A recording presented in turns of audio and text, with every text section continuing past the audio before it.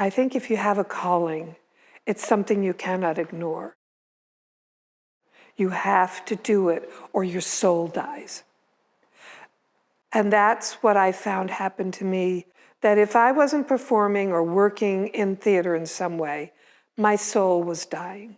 I wasn't being true to myself. I've sacrificed a lot to be true to myself, but I think that's part of the, it's not so much a dream at that point. The dream is getting something that we've written on a stage, but having a calling, having to do this work is greater than a dream. It's an impetus.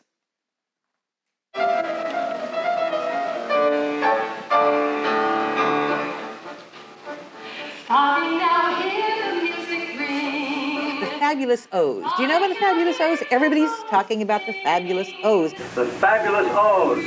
Let's give them a great big welcome. The Ohs, Sharon and David.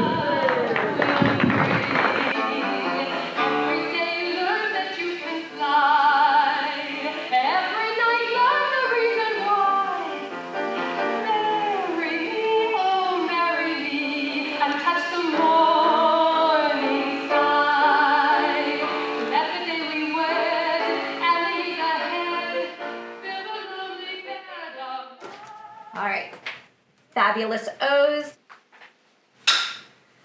Okay. Dad, what was your childhood like? It was very musical. Let me explain. My parents had friends who had survived the Holocaust, who had come over to their house on the weekends, and half of them were singers. One was a cantor Joseph Bernholz. And there was a man who sang all kinds of Yiddish folk songs. He was a Frenchman. And they used to sing into the early hours of the morning. Oh my gosh, I'd fall asleep listening to the most exotic Eastern European melodies. So that's my main recollection of childhood. And those melodies stayed with me and haunted me.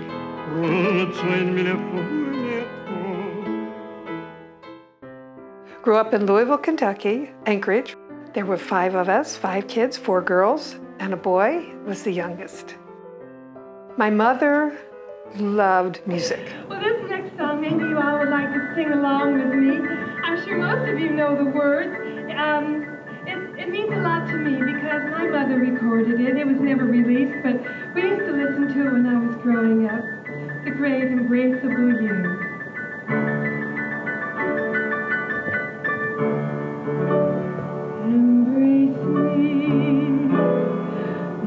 So she was always playing music, and her mother was a singer on the radio. So we had a piano in the home very early because she played the piano. My folks finally got a piano when I was almost 12 years old. They got it for my sister, but I went right to the piano, and before I could even play, I just figured out by logic how to write notes down. And I was much more interested in composing than I was in playing other people's music.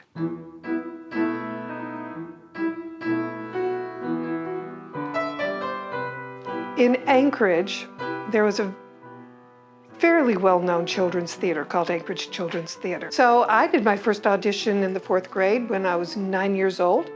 I was part of Anchorage Children's Theater all through high school. Learned a lot, took acting lessons, directed, did some in my college years, did Shakespeare, did original musicals.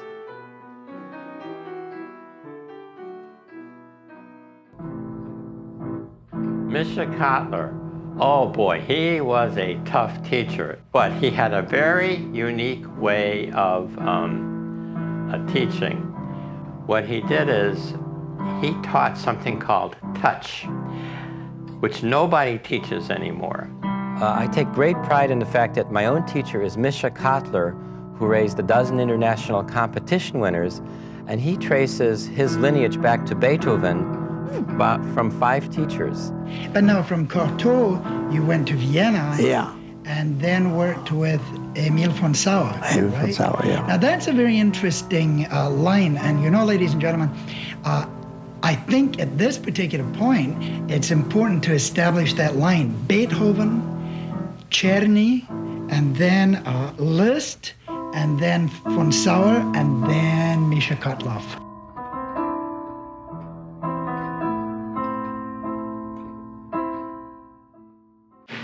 The next piece by Liszt is titled Sunscreen.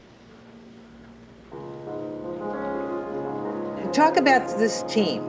I remember you, Sharon, when you were single about 15 years ago performing here in Sarasota. That's right. Okay, That's take the story from there. Well, David and I happened to meet actually while I was working at the box You should have office. some enchanted I know. You were working at the box office? At the Players. It was in between jobs at the Golden Apple, and I was working. He came in to buy a ticket to be with another girl, only he was alone and liked me behind the ticket counter. I went to buy a ticket. Mom was selling the tickets, and there was an immediate connection between her and I. And that was it. I mean, and I never had a connection like that with anyone before, without even saying anything. It just was like that. My first date with your father was the first time a man had ever cooked dinner for me. And then he played the piano for me, and that's all she wrote. What did he play for you? He played a number of things, but the one I really remember was an etude by Franz Liszt called Un Suspiro. It was beautiful. What does that mean? The sigh. Yeah, it's gorgeous. Tell me about his proposal to you.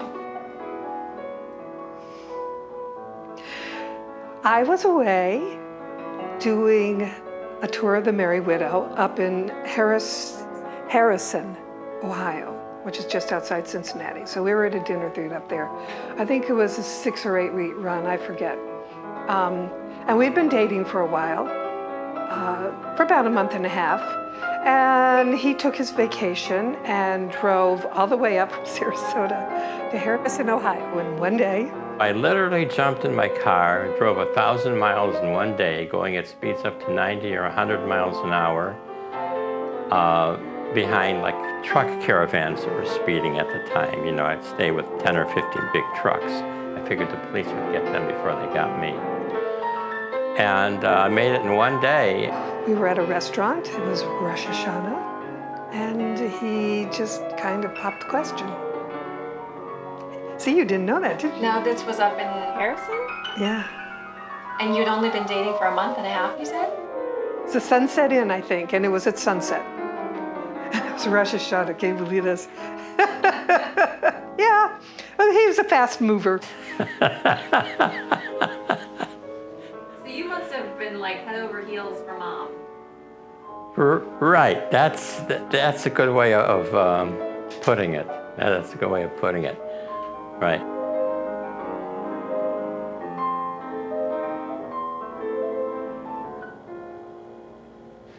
Isn't he great? Yes.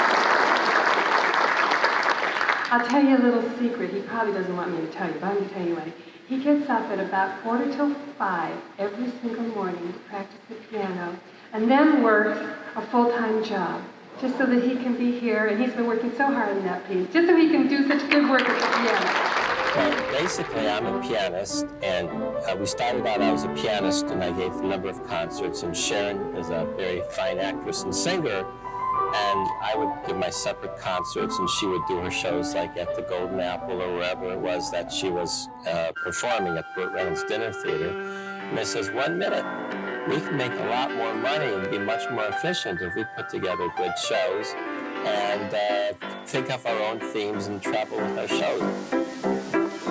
I want to be happy, but I won't be happy till I make you happy too. So we did it over what's now the Symphony Center and the David Cohen Hall. And lo and behold, we sold out and we made money. We thought, this is pretty good. This could be a good gig. So maybe we should do this more often.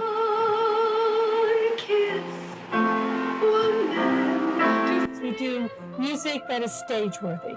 So it tends to be from Broadway or light classics, some popular, but not too much popular, but things that can hold the stage that have dramatic interest. Now, wait a minute, just play the oompa oompa part. When you get it in the vocal score, it's been recorded by a lot of people, by the way. It just kind of goes like this, very simple. But we decided to make it more fun, and we changed it into a gypsy chartist. Okay, now.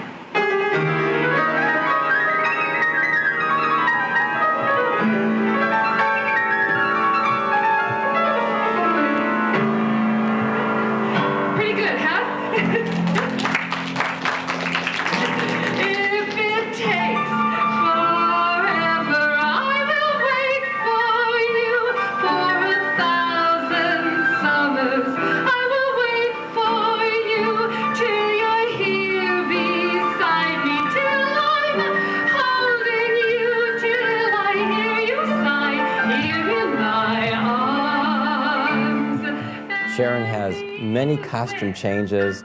We have personal stories and a little humor in there. Speaking of costume right here, David, that jacket that you're wearing, I haven't seen that hanging in any of the shops. It's sort of a la, who? Well, the Fringe, everyone likes to watch The Fringe, but Sharon actually created this. I said, I need in your off moments. Yeah. one or two. I need Fringe for when I play the piano. I thought you were going to say you bought it at a Liberace resale shop. But, all right, the Fabulous Ohs. Now, David, I'd love you to play something for us. Sure. What would you like to do? I made a boogie woogie out of the Toccata in Fugue in D minor by Bach. The what in Fugue? What did you Toccata say? in Fugue. Toccata in Fugue. It sounds dirty, doesn't it? And made it into a boogie woogie. And this is really, for all intents and purposes, an original number on your part. Yeah, a reinterpretation. A reinterpretation.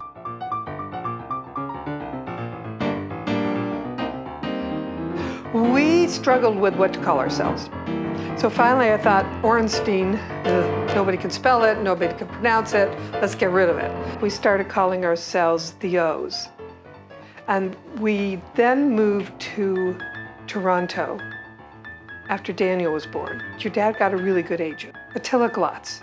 When we started working for him and he started booking us with concerts, the Fabulous Baker Boys had just come out as a movie, and he decided to put the Fabulous in front of the Ohs. I never loved it. I thought it was too circusy, but what are you going to tell a good agent? Okay, we're going to go with it. So that's how we became the Fabulous Ohs. Well, if you didn't know, we are married. And if you've seen three little kids running around, they're not quite so little. As I said, there are three little Fabulous Ohs at home. We were talking during the break about the kids traveling with you. I think that's great. That's fabulous. But they're young enough now. They are. Well, our youngest is 6, our oldest is 11, and we've got a girl that's 9, so boy, girl, boy. In the summer you can do it, but you can't really do it in the fall and winter. Well, we don't do that much yet in the fall and the winter. What we do is mostly summer touring. So it works. Yeah. Really works. So having the concert career allowed us to make a lot of money in one performance. So I would always say the most amount of money for the least amount of time out of the house. So with 3 kids, I was able to be home a lot for all of you, and that way we kept our dream alive. And it also was good for our marriage, mostly.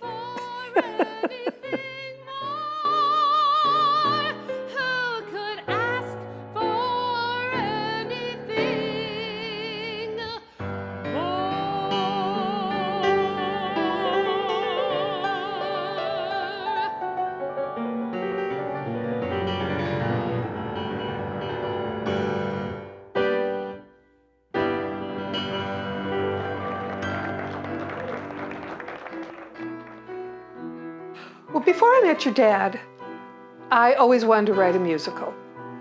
So I met your dad, I guess it was in 1980. I always wanted to go to New York. At the end of the 70s, the kind of performers who were getting hired had to be a triple threat. I was not a great dancer. I was a great singer, great actress. I knew if I went to New York, there wouldn't be much for me. The Broadway stage was evolving towards more dance, without a role just for singers that really featured them just as singers, till Les Mis came along and Phantom. But that was in the late 80s. And no one was writing for my voice. So I figured the only way that was going to happen was if I wrote my own musicals. Otherwise, it was going to be a whole different kind of voice. But I didn't have the courage to do that till we'd been married about 18 years. It was always one of my dreams. That's how we transitioned. When I was younger, I could sit down at the piano and I'd compose freely, you know, if I was in a mood. My mood would always come through as a song. Now that I'm older, something very strange has happened. I'm being visited nightly, once or twice, by a muse, and this has been going on for years already. And the muse will give me a melody. Could be 8 bars, sometimes 16, once in a while 4 bars, and it won't leave me alone until I get up and go and write the song down. So I don't need to think of things to compose anymore. Believe me, I have my hands full with this muse. Can you play me one of the recent ones that you've gotten? Oh my gosh. Well, you know, I mean, I put one of the ones, I call it the Rose Garden, from my Ringling Museum suite, for example, something like this.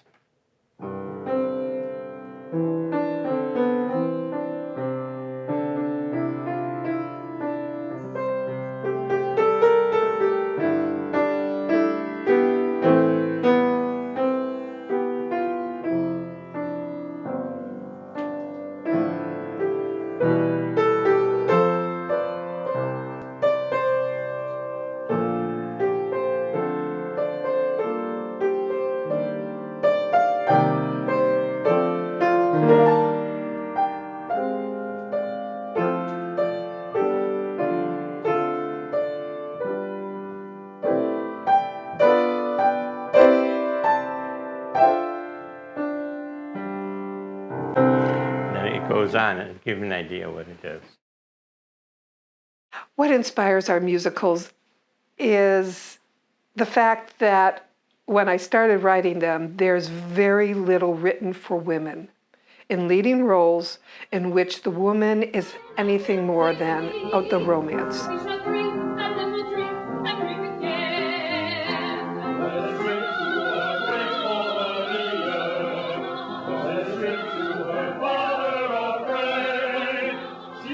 I'm in a used bookstore. What was it called? Brandt's Bookstore, Sarasota. All used books. Not air conditioned, kind of crappy rundown. So I'm going through and I'm thinking, I'm actually kind of channeling, you might say. And I'm saying to my guardian angels, or whatever I'm channeling, I need the story. So I go to the biographies and I start going here, no. This one, you sure? Okay. I pulled it out, and it was called Daughter of an Empress, and that was the story of how Elizaveta Petrovna got to the throne of Russia. Man, this is perfect for a musical. Gotta write it. So we had our first reading here in Sarasota at the Players with principal dancers from the Sarasota Ballet. It was a wonderful production. I happened to be giving piano lessons at the time, and a very, very kind doctor, I remember his name, Dr. Maurice Stahl, put the money up for it, point blank.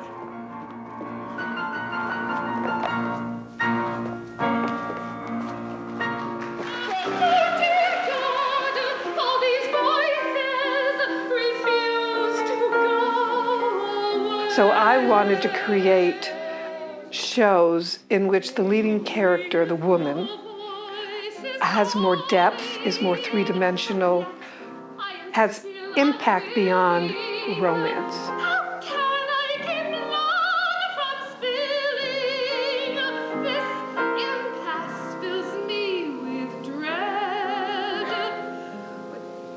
And I thought for women to step into leadership positions, they needed to see women in leadership positions.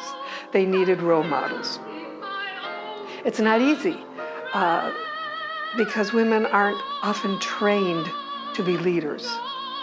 So I picked women who have ruled their country and been fairly successful at it. Of course, it took me a while to figure it out and get the courage to do it, but that's how I started. That was the first one. Then I wrote the Golda one because your dad has so many pieces that are Jewish sounding or Israeli. And she was the only person I could figure out of a Jewish nature to write a female musical about. So I read her autobiography, I'm going, heck, there's no musical here. Forget about it, this is not a musical.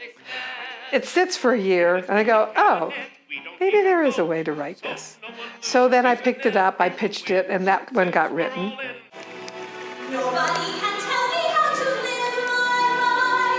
And then it lay on a shelf for about 12 years, and I shortened it, and it got changed. And it has since, as a one-woman show, opened the Sarasota Festival, and we've got some opportunities with that right now. Tell me about Golda Meir, that musical. That I'm looking forward to more than any other piece we've ever written. This theme, Will It With Me, I wrote when I was 11 years old.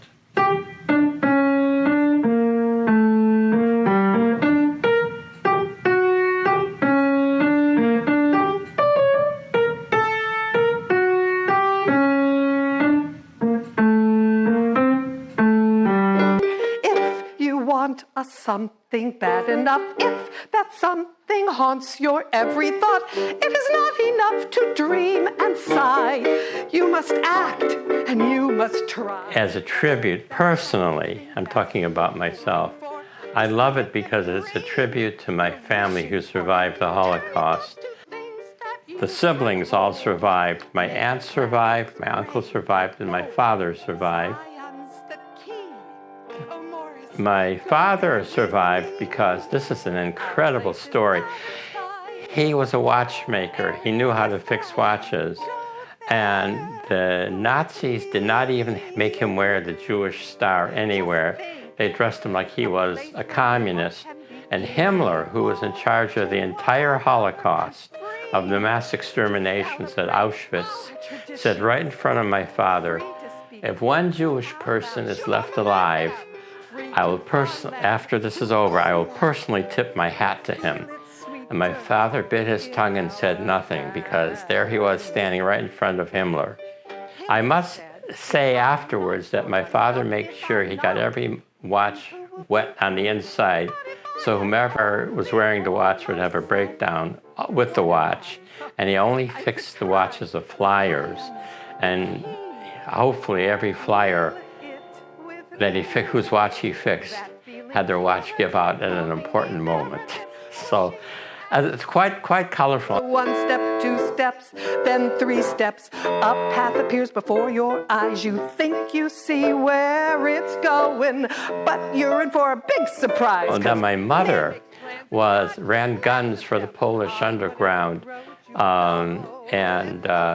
so she survived by carrying bagfuls of guns past the Nazi lines and into the woods to give to the resistance fighters. 2 steps, then 3 steps. I thought I knew which path to take. Went forward, backward, then side. This one's about living your dream and making your dream come true. So which is perfect for a musical. I mean, that's what musicals are usually all about. It's making your dreams come true. But this is not just about making your dream come true. It's about living your dream, which is harder. Nothing stays the same forever, so go out and get your dream. What are you gonna do, Golda?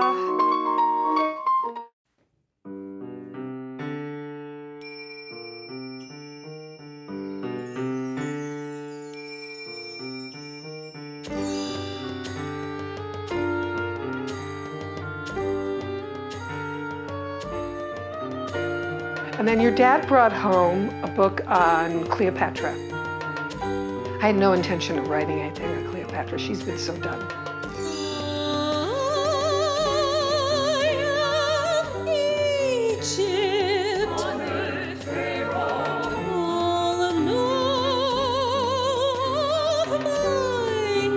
But there's was a moment in her life that had never been really explored, and that's her relationship with Octavian.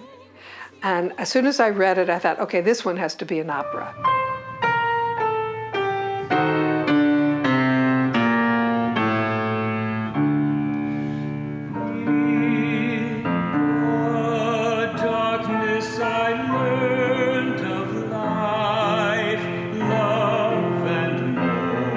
Patra is about the last days of Cleopatra and her influence on the next major ruler in Rome.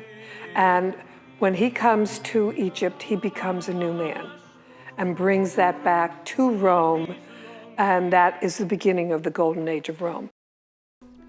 So we submitted to the Siegel Music Colony our opera Patra, and once we were accepted, it required a certain amount of money to have the show workshopped. It's self-produced, so we're raising donations for the workshop. Anywhere in musical theater right now, if you get a situation, you pretty much have to put up the money yourself. But it's going to be produced on the stage with a director, with 5 professional singers, with minimal sets, lights, and costume. It's really an amazing opportunity.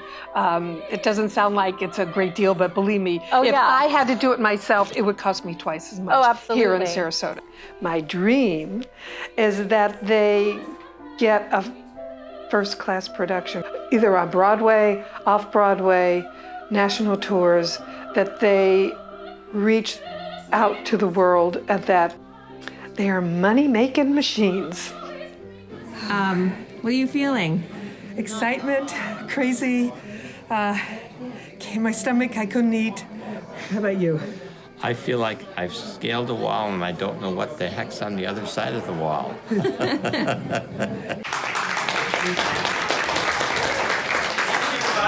Welcome to the workshop performance here at Patra by Sharon and David Ohrenstein, who are here with us, as well as their family. My future is still unwritten. More than anything, I have to save my children. I've been off a lot up to my chin. The tearful cards, Zuma Bazoo, are very own. Zuma Bazoo. Where they come, well, no one knows. The sands of time keep falling through an hourglass they flow. Day turns into night until the dawn begins to He writes gorgeous melodies, amazing melodies. He's great harmonically. He doesn't realize what he writes. So essentially, he writes for the stage. He doesn't just write little mood music. He writes show tunes. He writes in that form, and he is great with melodies. Nothing now can stop me, I have won this endless fight. But who is there to share this with? No partner nor a wife. Any opinions that you'd like? Go ahead, Frank. I think you posed her as a very positive figure when historically she was really known as kind of a conniver, a manipulator of people. Why did you choose to alter her background that way? Because in studying Cleopatra, and I've read everything about her, a lot of what we've read is propaganda. It's Octavian's spin or it's the church's spin. Up until the Renaissance, she was honored as the Great Mother. And so it took me many years thinking about her situation, why she did not marry Octavian. And this version is when I say she gave her life for her children, which is not an unusual thing to do. She was a danger to them. She would have been a danger to Octavian in Rome or in Alexandria. So she has a death with honor.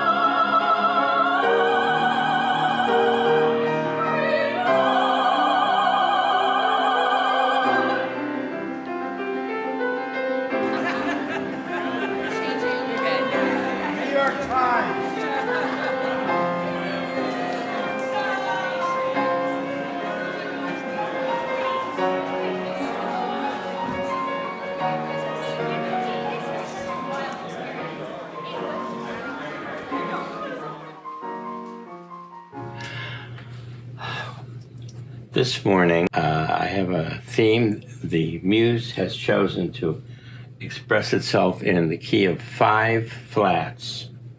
Yesterday it was C major. Today I think it's going to be D flat major. It wakes me up with a tune. At least I had a good stretch of sleep before I had to get up here. So that's good. Okay. Well, again, the page is empty. I'm going to draw the entire melody from my head.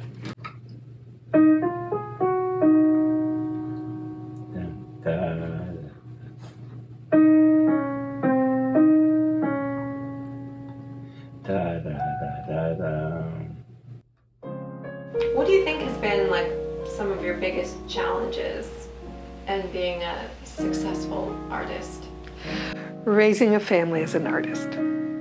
It's, you have to be very disciplined monetarily. You have to plan for the times when there is little work. You have to make sure your children are taken care of in the midst of all of this. And the performing arts is just tough. It's tough. And making a living at it, if you can make a living at it, you've been immensely successful. We've been very fortunate because all of our jobs have been long-term jobs. Like we played in the Catskill Mountains for 15 years, and I've been the pianist in Boca Grande for 13 years. Do you want to talk about the Gasparilla Inn? Oh my gosh, that's a job of a lifetime. I play there 6 nights a week.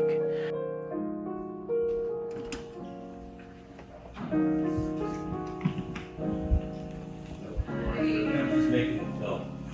It's my dad.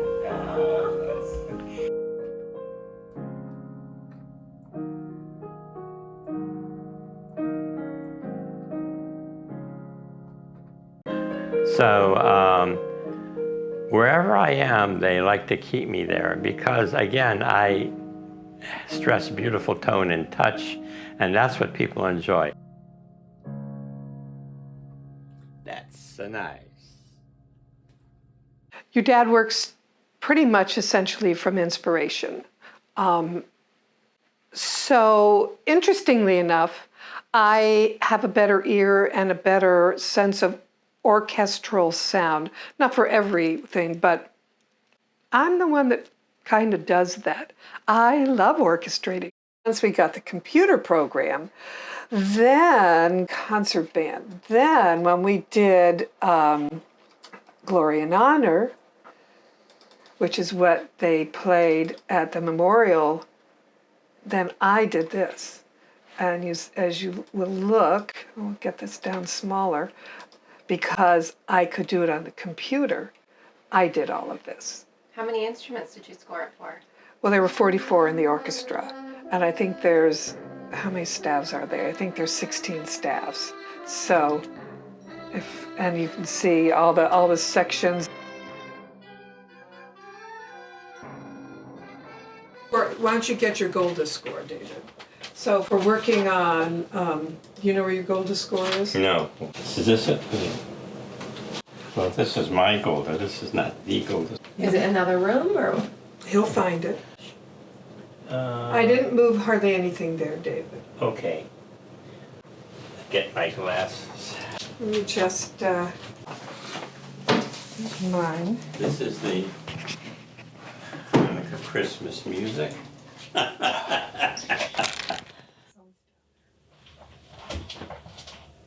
Here it is, Golda Musical. All right, finally. All right. So I know like one of the things that was a challenge growing up was like just lack of health insurance. I think now maybe everyone's sort of covered, but. Yeah, I didn't have health insurance for over 20 years. But all of you had insurance. I don't think I want to talk about that. You want me to talk about it? I do. I wanted to talk about life as an artist. I think it's kind of important. Well, Dylan doesn't have health insurance. No. I don't think Vanessa has health insurance. okay, well, We're all in the boat. so we We used clinics. So the Senior Friendship Clinic, I think, is now open to people of different ages, but once both became 50, we were eligible to qualify to have both dental and other medical issues covered through them. When I needed knee surgery, your dad was teaching, and there was a wonderful doctor in town who traded lessons for my knee surgery. Oh, I didn't know that. Yeah, Dr. Rush. And I would always beg, borrow, and steal your inhalers when I needed them. What's interesting, though, is when your dad had that stroke, it was 3 years before it was diagnosed. Nobody knew that he'd had a minor stroke till he went to one of the doctors there. Yeah. But it's challenging. So the other aspect of it is I made sure we stayed healthy. So we ate healthy, we took supplements, we exercised, we did everything we could on the prevention side to stay as healthy as we could. Somehow, the good Lord provides. I don't know how. I don't question it, but usually when we've needed things to be done, they were done. This house was given to us by David's parents, so it's paid off. So that aspect of our lives allowed us to be artists. If we had had to pay a monthly mortgage thing, I probably would have done more standard jobs. I always did work. I've always made money, but I would probably have had to go into a full-time job in some sort of situation. And your dad did a lot of that. He worked at the jewelry store till the early 90s, and then that didn't work anymore. So then we just lived as artists. And what we made, teaching. What does it mean to be at your age now and you're still chasing these incredible dreams? It's odd. The frustrating part is it's taken us so long to get to this point. And they would expect somebody by our age to already be established. But that's not always true, and a lot of people do start late in life. There's a huge pool of talent that has remained untapped, particularly in women, if women were raising children and having to support their family. So they have not been given the opportunity, the time it takes to create a work is immense. I think at any age, musical theater writers should be supported big time, because nothing's going to happen unless you're rich. You're not going to have that time. Well, right now, because we're artists, we don't have a huge nest egg. So making sure there will be income for us in the future. That's one of the reasons we started writing, because hopefully that was our plan A, and maybe it's now plan C or D, that they would be income producing properties that would not only support us, but would support all of you and make jobs for lots of people. We'll see. This arrangement is something David came up with. He said, why don't we put together So Wonderful with The great orchestral piece, The American in Paris by George Gershwin. And I didn't think it would ever work. I said, really? Is this going to really work? I mean, truly, that time I did. No, and I said, try it. It'll work. How do you manage to stay happily married and still be successful with your career? We have very opposite abilities. I'm a pianist, she's a singer. I'm a composer, Sharon is a lyricist and a book writer.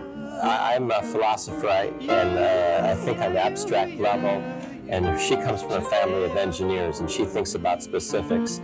And just coincidentally, if you take all the time in the zodiac and divide it in half, we're almost within a couple minutes of being exactly opposite each other.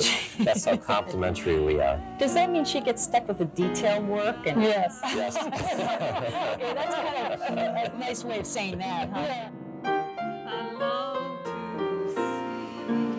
What is the secret for a long-lasting marriage?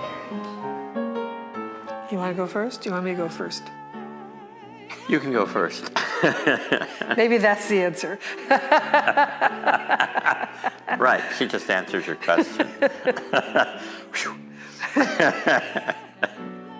I think it's one day at a time and not expecting anything to be perfect.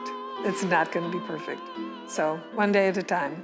What about for you? I think that that people, they might not realize it when they're younger, but as you get older, I think there's a greater dependency that one person has on the other, and that encourages the marriage to, once, if you get something going, just to keep it going, because life is easier with two people working at things together, much easier.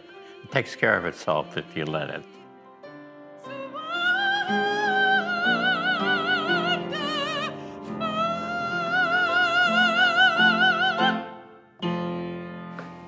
Has it all been worth it? Has it all been worth it? Yes. Yes, it has all been worth it. I made a choice many years ago that I needed to feed my soul. It is no dream. And I had to live as an artist. Living as an artist is not an easy choice. And it goes against whatever society wants you to do, because everybody's asking, well, how are you going to make a living? You know, but, and I can't tell you how many times I've heard that, but yes, it's been worth it because we've done what we've loved. I feel like if someone's called upon to do something, and you're obligated to do it, it's a thing of trust between you and the muses, so to say. My legacy, I would love to have our original works live on. That is my greatest hope. 1 step, 2 steps, then 3 steps. Get up, get out, you can't sit down. There's too much to do. Get going. Don't let the journey get you down. Just keep your eyes on the way forward on a rocky road, a roaring stream. Nothing stays the same forever. So go on, go out and get your dream.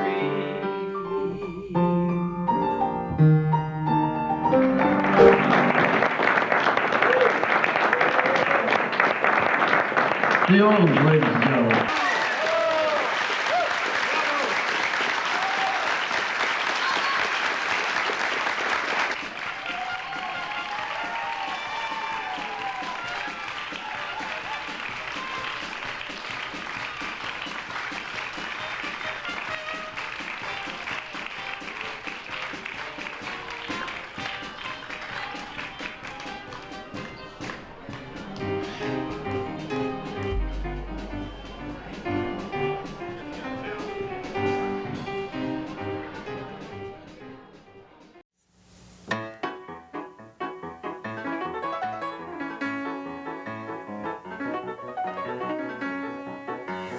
Hey, David, who are those people out there?